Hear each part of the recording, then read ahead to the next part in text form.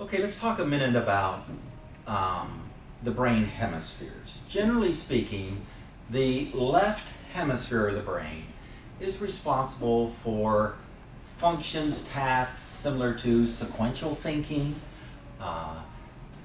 sequence of things. For example, language is a whole brain function, but the construction of language is primarily left brain. In other words, if I'm going to say something or write something, I have to figure out, okay, what word comes first? And then if I'm speaking it, how do I pronounce that word, sequence the syllables to come out with a word? If I'm writing, what letter comes first?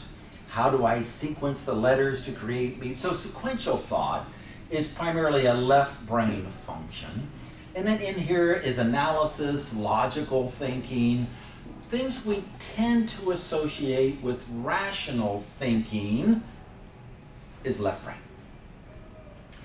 Right brain thinking is the creativity, which is why the part of the language, how am I going to say what I want to say? How do I create, put this together? It's over on the right brain, patterns, intuition. This idea of the brain is important because to have meaningful relationships, to have effective communication, both sides must be present and balanced. Because I need, in language, in communication, to not only know what words I say, but how am I going to express the emotions by which meaning is conveyed. So I need not only the rational thinking, but the emotional thinking to communicate information. And likewise, as a receiver, I need to not only hear the words that are spoken, but I need to read the sender. I need to read their emotions, facial expressions, body language. These are important signals that allow me to interpret meaning. So the whole brain is important. So in terms of language, it's important that both the sender and the receiver are balanced. We are both rationally and emotionally engaged. We're receiving and sending signals. We're seeking to be understood as well as understand.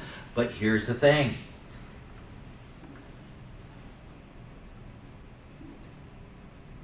As an example, suppose here for a moment, my wife and I have been married for a long number of years, 37 years, a long time.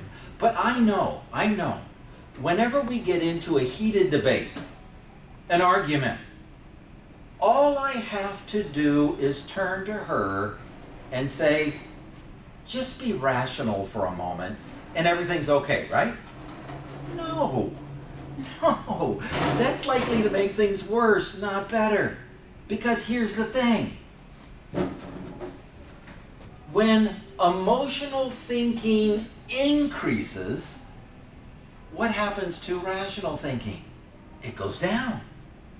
Because we respond, we interpret, we behave emotionally with heightened emotions, not balanced emotions to rational thinking, but we respond emotionally and things degrade. Do you ever wonder how we hear these stories about road rage and people doing crazy things? How could that happen? Well, because in a push of a button, and we have our hut buttons, in a push of a button, people could go from a balanced state to a heightened emotional state in a second. Just that quick. And now we are responding emotionally, not rationally, and sometimes we do things that we never would have done in a balanced state. So these are important, and I'll tell you what's really important about it, is because when we get to this heightened emotional state, it also triggers the presence of adrenaline. Adrenaline gets our heart pumping, blood gets pushed to the extremities for fighting, fleeing, and it draws blood away from the higher reasoning sections of the brain, and so we're less equipped to deal with challenging, meaningful things because the blood is pumped. And analogies are made to this to alcohol consumption. And we know when we drink too much, we should not get behind the wheel of a car, because in doing so, we are in a diminished physical and mental capacity. The same thing is true with the presence of adrenaline, heightened emotion. Blood is not pumping to our brain for higher reasoning. It's going to our extremities for the fighting, fleeing, fighting part of this process. And so we're not in a state to rationally think our way through, which is, here's the point. When you're dealing with someone, or you find yourself in this heightened emotional state, take a time out. Cool off. Restore thinking to a balanced state before you proceed. Because I know better, we should know better. If someone is in a heightened emotional state, we know we're dealing with heightened emotion and diminished rational state.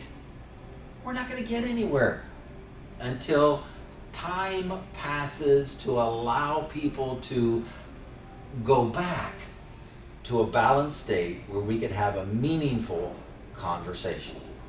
So I hope that helps.